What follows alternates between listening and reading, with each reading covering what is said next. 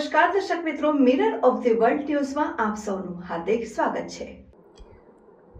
આજે રામનવમી નિમિત્તે શહેરના કાલાઘોડા સર્કલ પાસે આવેલા શ્રી રામજી મંદિર ખાતે ભગવાન શ્રી રામની આરતી સાથે શોભાયાત્રાનું આયોજન કરવામાં આવ્યું। ચૈત્ર સુદ નવમી એટલે ભગવાન શ્રી રામનો અવતરણ દિવસ રામનવમી નિમિત્તે શહેરના કાલાઘોડા સર્કલ પાસે આવેલ શ્રી રામજી મંદિર ખાતે ભગવાન શ્રી રામના જન્મોત્સવ નિમિત્તે શણગાર તેમજ મહાઆરતીનું આયોજન કરવામાં આવ્યું હતું તથા શોભાયાત્રા યોજવામાં આવી હતી, જેમાં મોટી સંખ્યામાં શ્રદ્ધાળુઓ ઉપસ્થિત રહ્યા હતા। આ પ્રસંગે વડોદરા શહેર કોંગ્રેસ પ્રમુખ ઋત્વિજ જોશી સહિત કોંગ્રેસના મહિલા પ્રમુખ પાર્વતીબેન રાજપૂત, મ્યુનિસિપલ કાઉન્સિલર પુષ્પાબેન વાઘેલા સહિત કોંગ્રેસના કાઉન્સિલરો કાર્યકરો જોડાયા હતા। તેમના પ્રસંગે ભારતીય જનતા પાર્ટીની સરકાર પર આકરા પ્રહારો કર્યા હતા। વડોદરા શહેર કોંગ્રેસ પ્રમુખ ઋત્વિજ જોશીએ જણાવ્યું હતું કે ભગવાન શ્રી રામનો અવતરણ દિવસ છે। ભગવાન શ્રી રામ મર્યાદા પુરુષોત્તમ હતા, જે કહેતા તે પાળતા, જ્યારે આ સરકાર મુંહ મેં રામ બગલ મેં ચોરી જેવું કાર્ય કરે છે, બોલે છે કંઈ અને કરે છે કંઈ। ભગવાન શ્રી રામના નામે જૂઠાણું ચલાવે છે। જ્યારે કાઉન્સિલર પુષ્પાબેન વાઘેલાએ ભાજપના શાસકોને ભગવાન શ્રી રામ સદબુદ્ધિ આપે તેવી પ્રાર્થના કરી હતી।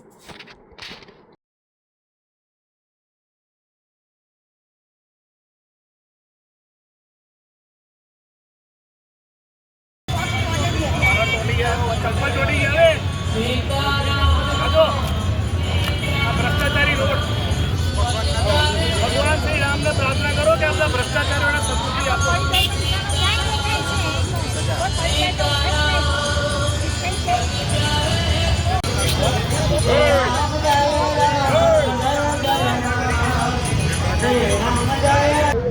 भगवान श्री राम नो अवतरण दिवस मर्यादा पुरुषोत्तम प्रभु श्री राम अने चैत्र मास चाले छे, नवरात्रिनो 9मो दिवस।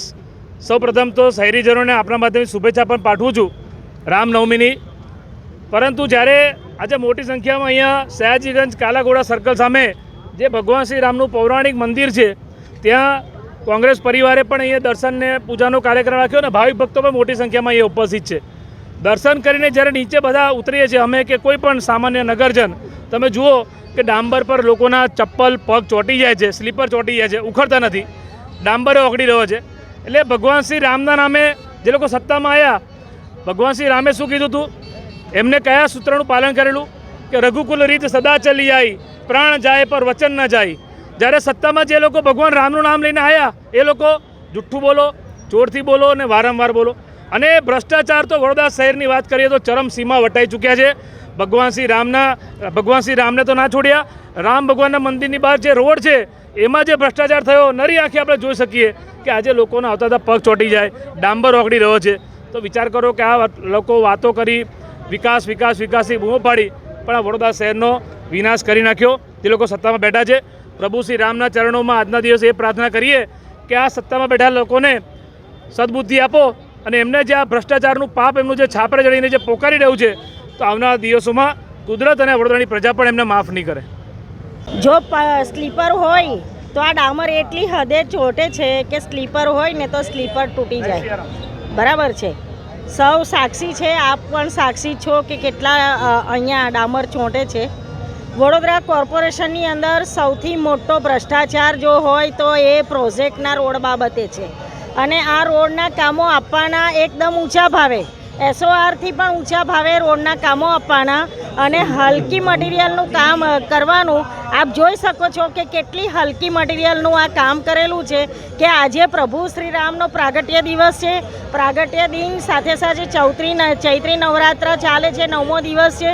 શહેરીજનોને તો અમે ખૂબ ખૂબ શુભેચ્છાઓ પાઠવીએ છીએ, સાથે સાથે એવી અપીલ પણ કરીએ છીએ કે આવા રોડ ઉપરથી ચાલતા તમે સાચવજો, કારણ કે આપણે આપણી જાતને સાચવવાની છે। પ્રભુ શ્રી રામ આપણી રક્ષા કરવાના છે, માતાજી આપણી રક્ષા કરવાના છે, પણ શાસકો આપણને ડૂબાડવાના જ છે। આજે તમે અહીંયાથી પગ મૂકો, કદાચ કોઈ ગરીબ પરિવારનું વ્યક્તિ હોય, એના પગમાં ચપ્પલ ના હોય તો એના પગ એ રીતે દાઝી જાય કે ફોડલા પડી જાય।